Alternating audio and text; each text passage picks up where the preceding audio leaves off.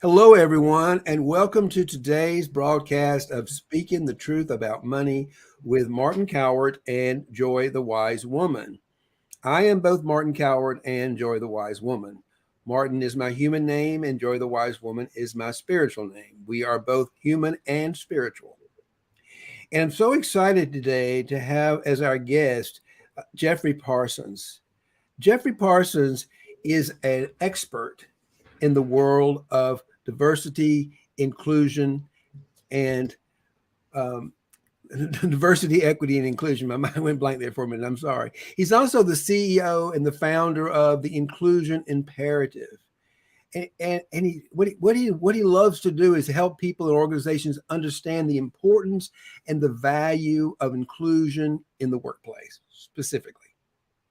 All of our lives are enhanced when we have the education, the tools, and motivation to move our world into a more inclusive environment where everyone feels included and everyone has an opportunity to live in a world of abundance and prosperity.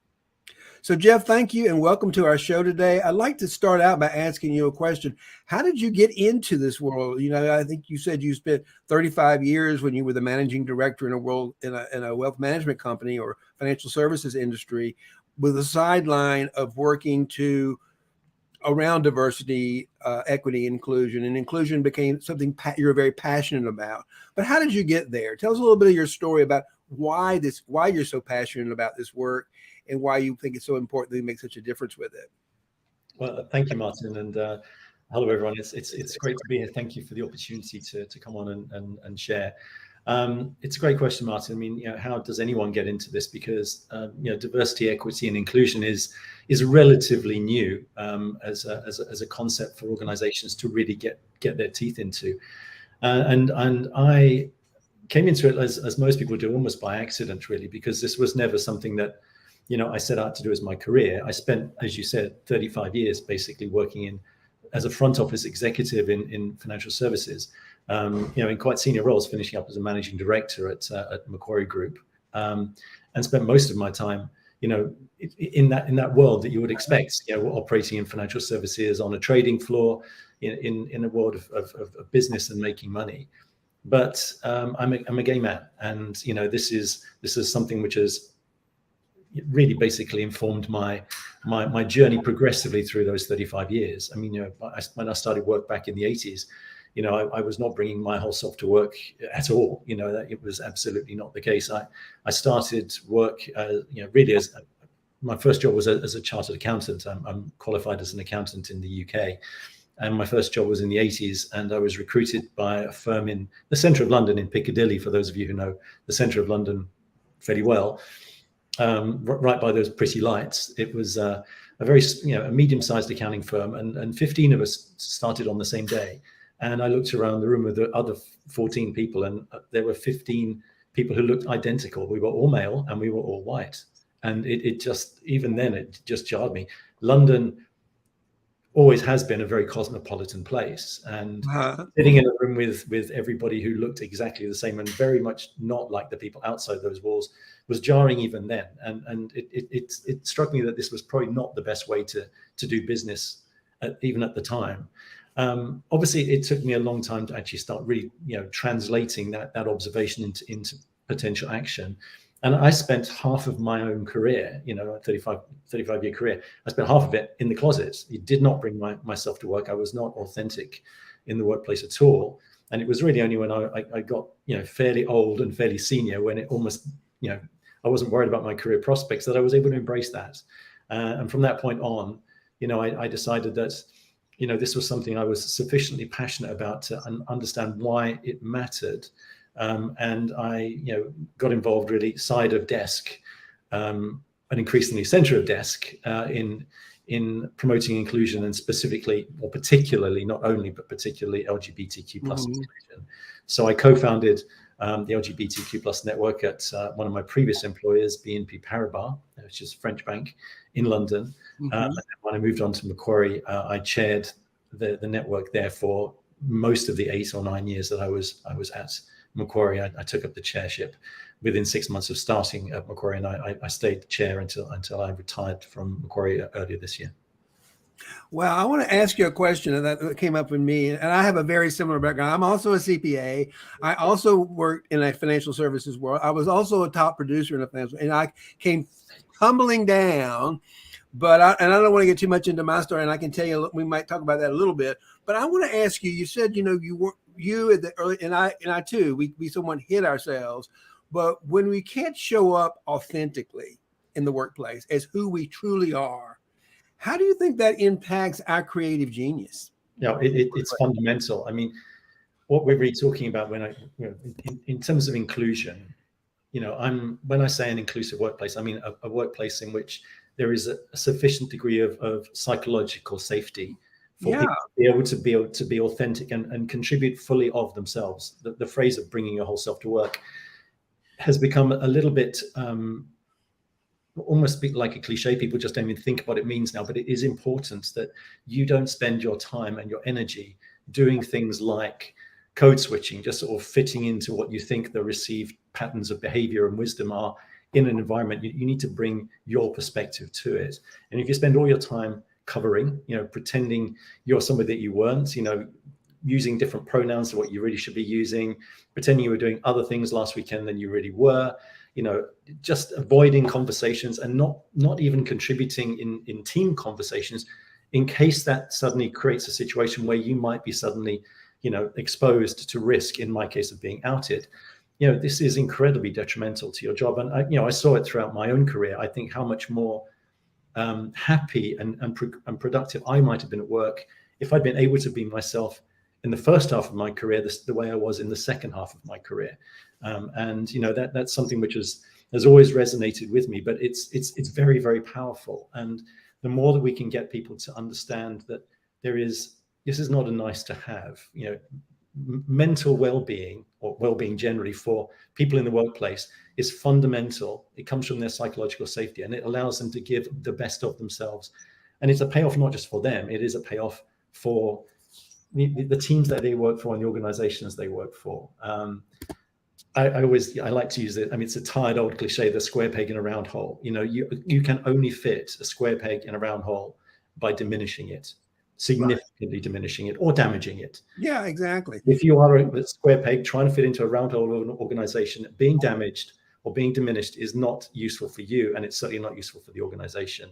So, this is something which I think, people really ought to understand, that organizations are not helping themselves if they're not getting the best from their staff, and they're not helping their staff if they're not empowering them to be themselves. Exactly. I don't know if you're familiar with the Google did a study, I think it was called the Aristotle Project a few years ago, to look at what made certain teams very successful, what made a team a champion. How do you create how do you create leaders and you create teams that really make a big difference? And the one thing that they considered the most important thing was psychological safety.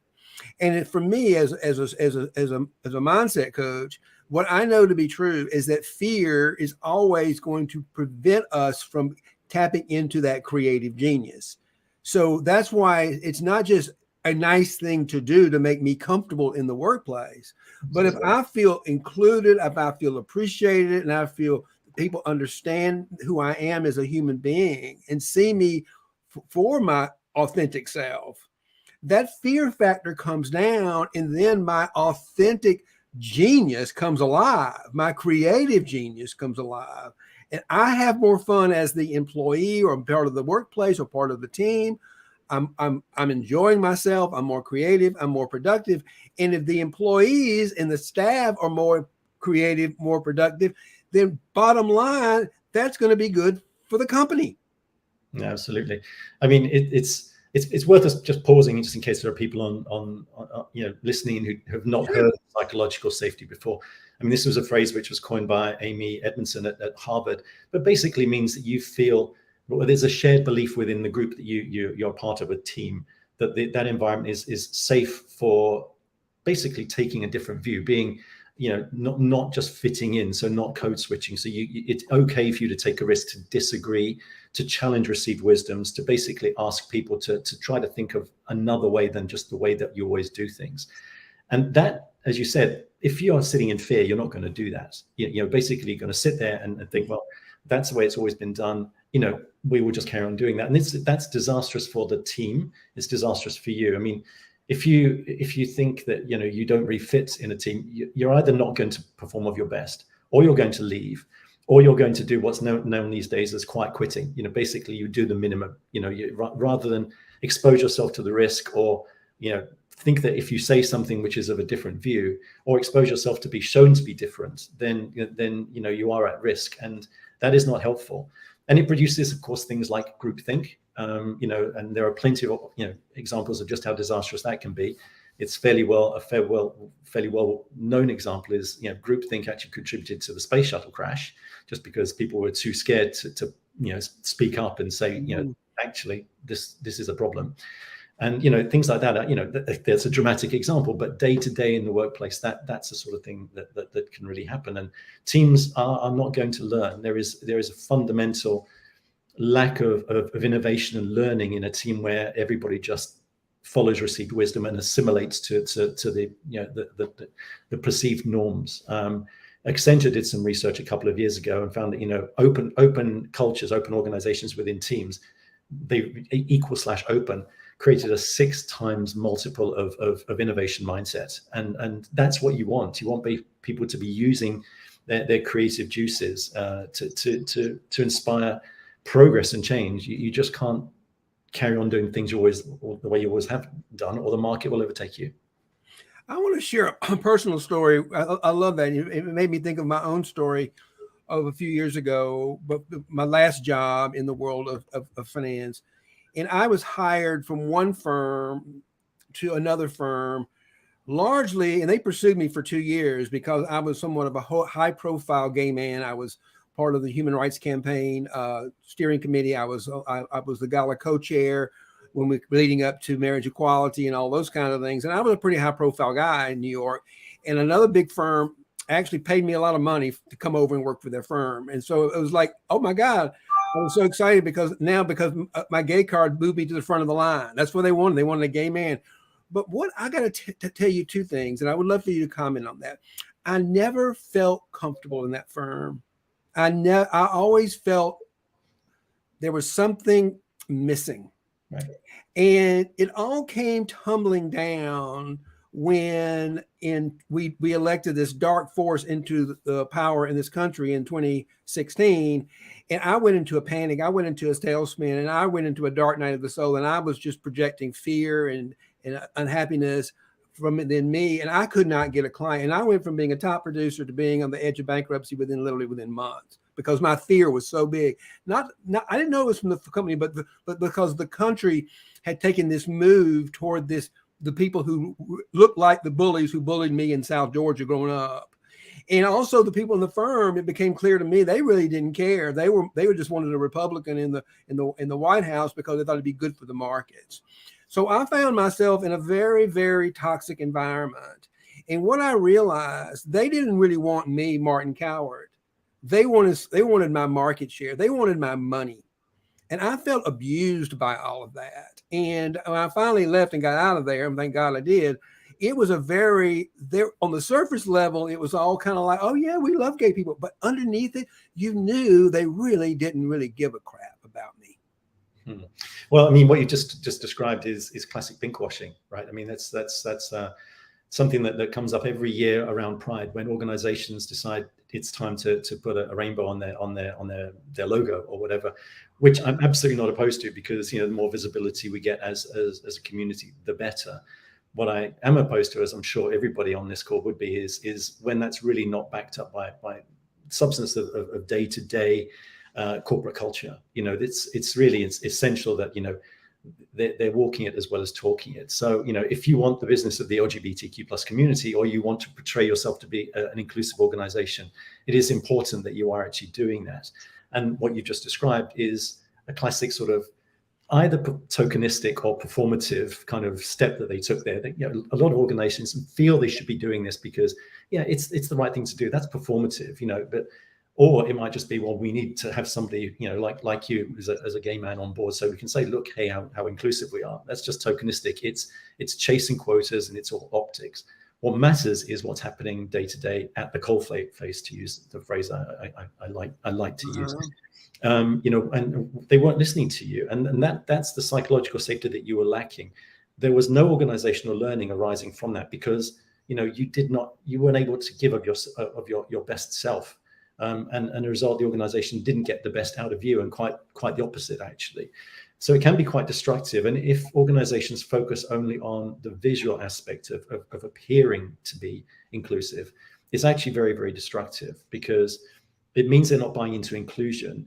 And if you prioritize diversity without inclusion, it's actually worse than doing nothing at all. If you're putting together a whole bunch of people who are so diverse that they actually don't know how to communicate with each other, or to actually make the most of the synergies that the difference should bring, if you don't give them the inclusive tools to make that actually work and create that synergy, you're actually all you're doing is creating a situation where they can't communicate.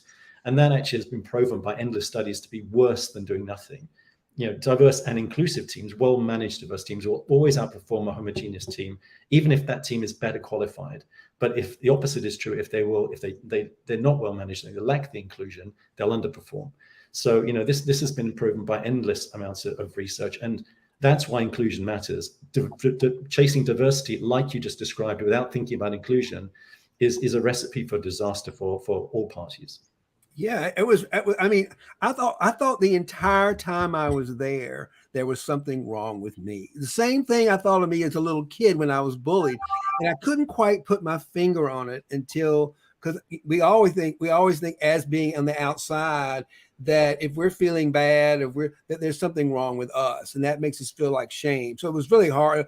I don't know how I produced as well as I did under all that environment. And I want to just tell you an interesting story that happened to me. I went to a business expo, a business LGBTQ business expo at the Javits Center in New York. And I sent a picture of all of us having a good time at a business expo to the managing partner who I worked for, who I reported to, just showing him how I'm out working, I'm out trying to cultivate relationships. He wrote me back, "Why are you sending me something so? Please don't send me anything like this again." It was like I sent him a picture of some pornography in a bar or something. And I thought to myself, well, that is very odd. I'm just sending you a picture of me at a business expo, hanging out with a bunch of people, celebrating in diversity, and it was like that should have triggered. That was kind of early in my time at that company. And that should have triggered me then, but I just remember thinking, well, that's kind of odd. I would have thinking you'd be saying, what a fun picture, what a good time you're having. I hope you're bringing some new clients, whatever. But it was like, why are you sending me something so they don't want to know about our lives, Well, I mean, at that point, he was clearly not prioritizing how you felt. Right. It was that response. I mean, it must be tempting, of course. I mean, someone in his position, I assume it was a male. He's a male, yeah. I mean, they're extraordinarily busy. They've got great responsibilities on them. And, they probably just think, I just haven't got time for this. And that is a common problem. This can get crowded out and become a nice to have. And if it's only treated as a nice to have, it's discretionary. It's the first thing to get chopped when they're too busy or there's no money or whatever. So, that's the real sort of one of the real acid tests of whether an organization is really committed to buying into this being. Yeah, I agree with you, because it made me feel bad. It made me feel it just kind of made me feel like shame. And I'm like, well, hey, I'm sending a picture of just us gay men and women having a good time at an expo, business expo. That's in my view, is a bit of a failure of leadership.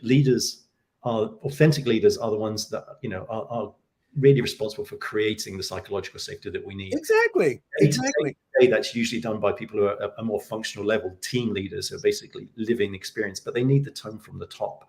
But everybody who's a leader, needs to be doing, well, basically three things. They need to be communicating very, very well. And that basically finding ways to express, the views that they have, but in a way which people can understand. And that's a two-way thing. Yeah. They need to show real understanding and empathy. They need to be curious. They need to want to know about your life in the way that you try to show them. They need to be keen to learn new things, to understand, expose themselves to the difference, and to listen, but listen to understand, not listen to respond. You have people who just listen, and they can't wait to respond and just tell you what you're wrong. Listen to understand, create something of empathy.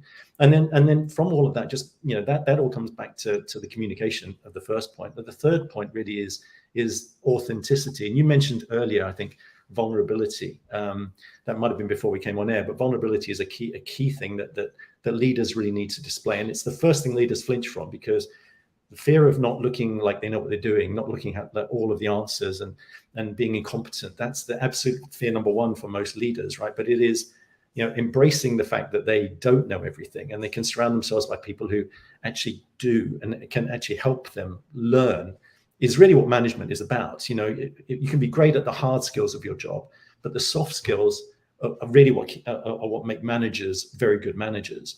And those come from being authentic and exposing yourself to being vulnerable, not knowing everything. Learning people in the organization, and even other people outside the organization, from their experiences. And their experiences are valuable and very, very informative for the person to build that knowledge base that they need. I agree with you. And Brene Brown, the sort of the expert on vulnerability, says that being vulnerable is probably the biggest gift that a leader can bring into the workplace. And it's something that so many, and I think that's probably why the work that you do is so important, because if you can help them understand they need to be vulnerable, they need to be exposed, they need to show up like a real leader with empathy and compassion and competency and all those wonderful things, if they really want to lead a team to championship, to lead it to create a winning team over there. Yep. So, and what we've already discussed is, we've said that the value to the organization when you create a winning team is that people become more productive, more creative, and and everybody wins, and the company becomes more profitable. Yep. I want to ask you a little bit about what is one of the common barriers. You go out in this world as a consultant to help companies. What do you see as what's the biggest resistance, or maybe the biggest common barrier that these people face in being able to want to educate themselves and understand the importance of what's standing in their way? What are the common things that kind of stand in people's way who run these organizations?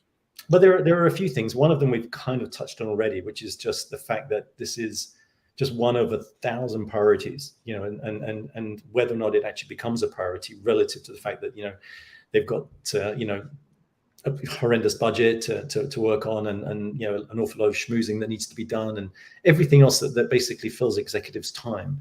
This becomes something which can easily be crowded out. And if it slips down the priority list and becomes considered, in their mind, discretionary, mm-hmm. It just falls away. And without the tone from the top, without executives championing this, it's going to go nowhere. They may not be the people who actually really implement the force of change day to day, because they're probably too remote from it. They're a bit too senior. But if they don't support the people who are really going to have to do that, they don't give them the time and the space and the energy and the express tone from the top, the organization is going to go nowhere, and in terms of buying into this inclusion. So that's a real problem, and an awful lot of it just comes down to a misunderstanding, that this is just all woke and trendy, and it actually doesn't really matter, and we're just trying to be a little bit too hip and right on about this, really missing the point about the fact that organizations are full of people, and people are organic, and they do need to feel a sense of belonging in order to be of their best selves, fully productive, and helping the organization achieve what it needs to do and helping it learn. But also just, the fact that, this is considered to be like, by some people who, perhaps slightly older people and, people of my generation above, I mean, this is new to them, and mm-hmm. Don't have that as part of their experience and their DNA. I was asked once when I was promoting the LGBTQ network at my previous employer, why there wasn't a straight man's network. And, I was going to say, well, actually, there is a network because there is a marginalized group that basically needs support. A straight man's network is not a marginalized group, but basically the network for the straight man is the organization. Because right, exactly. Everybody in it was a straight and a straight white man. There were some exceptions to that, because obviously there were women and people of color, etc. But ordinarily that was the predomination that was there. So that sort of thing, you just run into levels of lack of familiarity, lack of understanding, lack of support, and really just a lack of commitment and buy-in. And I was just speaking on a podcast yesterday about the pitfalls that organizations need to avoid to avoid, if they really want to become inclusive, don't fall into these pitfalls. And those sorts of things that I've just mentioned were key on that. And top of the list, I would say, was buy-in at the executive level and making sure that the culture and the tone from the top is correct. Absolutely. And so so the real motivation and the real inspiration for an organization is better profits. I mean, that's the key, right? So, I mean, that's the whole point is if you can improve, if you can slow down to include inclusion in the workplace and make it part of your business structure, you're going to make more money. You're going to have more productive teams. You're going to be more creative. You're going to make more money. So let's just, hopefully somebody's listening today that might say, I've never thought about it that way. What would be some simple things that they could do right away after listening to this podcast? What could they do right away? It's very simple to take one step towards more inclusion in the workplace. Well, I mean, some of the things that I've just been mentioning, actually, if you are in any sort of leadership role, or you've got even a voice within the organization, even if you're not formally a leader, if you are somebody that people will listen to, use your voice. You don't have to be of a particular minority characteristic to be an ally for that. And as you and I know, we're both LGBTQ plus people, and we are by definition a minority, and we do need other people to amplify our message. Otherwise, we're just never going to be heard. So people can use their voices to be an ally, and they need to do basically those three things you just mentioned that leaders need to do. They need to be basically ultimately try to be authentic, but and empathetic. But they need to make sure that the communication is very, very clear about their levels of support on this, right? And put themselves as much as they can into the shoes, be empathetic towards the people who are coming at it from a different perspective, and make sure that they are heard, make sure that they are given a platform. They're not just sidelined because their view might be different. So where you've got a team environment, make sure that everybody's voice is heard. For heaven's sake, don't create an environment where people feel that they cannot speak up or say something which might challenge received wisdom or be seen to be, in any way, laughable. This was the groupthink example that I was talking about earlier. That's what psychological safety is. If you can't speak up without fear of negative repercussion, that's not inclusive. That's the opposite. So, it's very important that everybody just day to day tries to practice these inclusive behaviors. Whether you are doing it at a functional level or as a leader, these are all things that people should be doing. And it does work. It helps with people's productivity, with their well-being, with retention rates, because they're just happier. And consequently, the results of organizations, there are endless statistics I could trot out for you if you're interested, about just how much more successful, inclusive, and including LGBTQ plus inclusive organizations are. And that's a result of all of these things that they're doing. I want to point out something. I spoke to you earlier about the Aristotle project done by Google a few years ago. Like, what makes a winning team? What makes a team more profitable, more credible, more fun, and psychological safety? But they define it a little more in these areas. And you've mentioned all four of these words in your conversation. And that is trust and transparency, being very open to people about what's going on. If you don't know something, that's vulnerable. I don't know. But if someone doesn't know something and they're willing to learn it, I trust them. People who know everything, I don't trust, because they don't know. No one knows everything. So trust and transparency was one. Empathy was the second one. Compassion, and then competency in your leadership skills. Yep. And I think most people in the world work really hard at being competent, but the softer skills of compassion and empathy and trust and transparency, that's where I believe we can all grow and we can learn from. And you're probably a great person to help people with that. And speaking about that, I see we're about to come up on our half hour here, and I want to respect that. And I'd like to ask you if you would share with us, what is the best way if a corporation or someone wants some help and support, is better understanding about what they can do in their organization, what's the easiest and the best way for people to get in touch with you, Geffrye? Thanks, Martin. I mean, yeah, I'm glad you used empathy there, because I call myself the CEO, which is in my case the Chief Empathy Officer, not the Chief Executive Officer, because I'm it's just me. So Yes. I'm a one-person consultant, and the one-person consultant person is very happy to help organizations. So just reach out to me through my website, which is The Inclusion Imperative. So it's very easy, www.theinclusionimperative.com, or it's just Geff@theinclusionimperative.com, but with the weird spelling, Geff. There's no O in it, just to be different. Thank you, Dad. He gave me that weird spelling. And I'd love to have conversations with everybody about this. I'd see if I can help. The organizations are major agents of change, both internally but externally as well. They're fantastic role models, and they have great influence. And if we can get them to be more inclusive, then we're going to help the world become more inclusive and a better place to be. I agree with you 100%. So let me just give a little commercial for myself here and what we're doing. We have just launched a brand new global community. It's called the Global LGBTQ Heart Space Community. It's a coaching program. It's a low ticket coaching program to help and coach people on our side, in the Western side, into how to build and grow their business using these principles we've talked about right here. How do we do that? It's also designed to connect us with queer Africans who are living in a crisis right now. And they have so much to offer to the world, but they're being left behind because we don't see them. So the purpose of this new world virtual community is to, connect us with the queer LGBTQ people in Africa who are living in some pretty horrendous and horrible conditions due to the homophobic culture in that continent. And we're going to do two things. One, we're going to help make our people on our side more inclusive, more productive, more creative, better employees, better employers, better change agents, all those kinds of things, as well as help save the lives in pretty difficult conditions. So if you'd like to join us over there, we would love to have you, and I'll leave the link in the notes here so you can pick it up. Okay. So thank you so much for listening, everyone, today. Thank you so much, Geffrye, for being part of our broadcast and sharing your wisdom and your love and your compassion for this great work. You are changing the world.